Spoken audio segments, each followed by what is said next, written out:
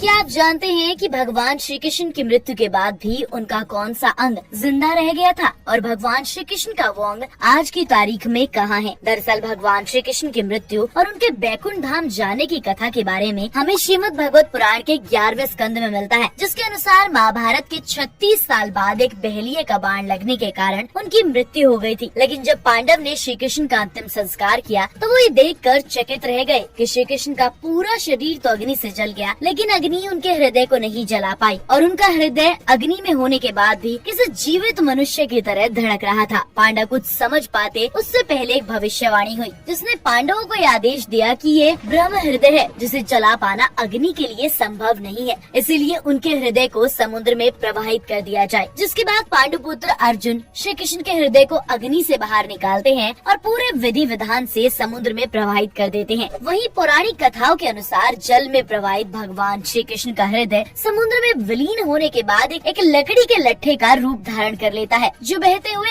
आज के उड़ीसा के समुद्र तट में जा पहुंचता है। जिसके बाद भगवान श्री कृष्ण ने वहाँ के राजा इंद्रद्युम्न को सपने में दर्शन दिए और अपने समुद्र तट पर होने की बात बताई और उन्हें स्थान के बारे में भी बताया जहाँ वो है। जिसके बाद सुबह होते ही राजा इंद्रद्युम्न भगवान श्री कृष्ण की बताई जगह पर पहुँचते हैं, जहाँ उन्हें लकड़ी के लट्ठे के रूप में श्री कृष्ण का हृदय प्राप्त होता है, जिसे प्रणाम करके इंद्रद्युम्न अपने साथ ले आते हैं। जिसके बाद इंद्रद्युम्न विश्वकर्मा के पास जाते हैं और उनसे उस लट्ठे से भगवान जगन्नाथ, बलभद्र और सुभद्रा जी की मूर्ति बनाने के लिए कहते हैं और स्वयं अपने राज्य में एक भव्य मंदिर का निर्माण करवाते हैं। जब विश्वकर्मा भगवान की मूर्ति बना देते हैं तब राजा इंद्रद्युम्न भगवान जगन्नाथ, बलभद्र और सुभद्रा जी की मूर्ति को स्थापित कर देते हैं। इस मंदिर को आज हम जगन्नाथ मंदिर के नाम से जानते हैं। अब तक हमने आपको भगवान श्री कृष्ण की मृत्यु के विषय के बारे में बताया। अब हम आपको बताते हैं कि भगवान श्री कृष्ण को समर्पित ये मंदिर कितना अद्भुत और चमत्कारी है। इस मंदिर का सबसे बड़ा चमत्कार तो यह है कि यहाँ हवा भी अपनी दिशा बदल लेती है ताकि समुद्र की लहरों की आवाज मंदिर के अंदर ना जा सके। कहते हैं कि जब राजा इंद्रद्युम्न ने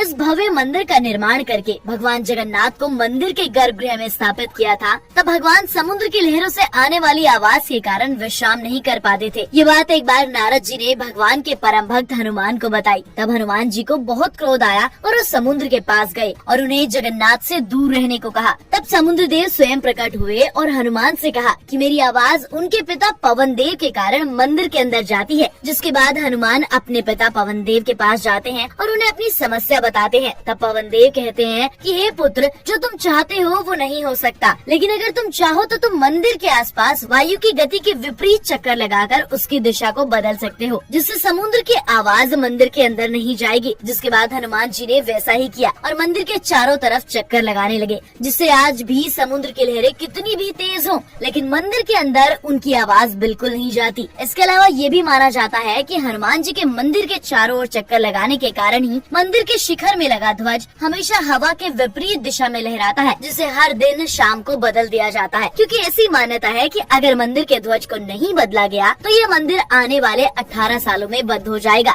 यहाँ तक कि इस मंदिर के ऊपर से कोई भी पक्षी नहीं उड़ता और न ही इसके ऊपर से हवाई जहाज को उड़ान भरने की अनुमति है। इसके अलावा जगन्नाथपुरी मंदिर में भगवान और भक्तों के लिए प्रसाद तैयार किया जाता है, जिसके लिए एक के ऊपर एक 7 बर्तन रखकर भोजन बनाया जाता है। लेकिन आश्चर्यजनक रूप से सबसे पहले सबसे ऊपर वाले बर्तन में खाना तैयार होता है और अंत में सबसे नीचे वाले बर्तन का। वैज्ञानिक भी आज तक इस बात का पता नहीं लगा पाए हैं कि आखिर ये होता कैसे है। तो दोस्तों, आज की वीडियो में बस इतना ही। अगर आपको हमारी वीडियो पसंद आई हो तो हमें नीचे कमेंट करके जरूर बताएं और अगर आप श्री कृष्ण के सच्चे भक्त हैं तो भी हमें कमेंट करके जरूर बताएं।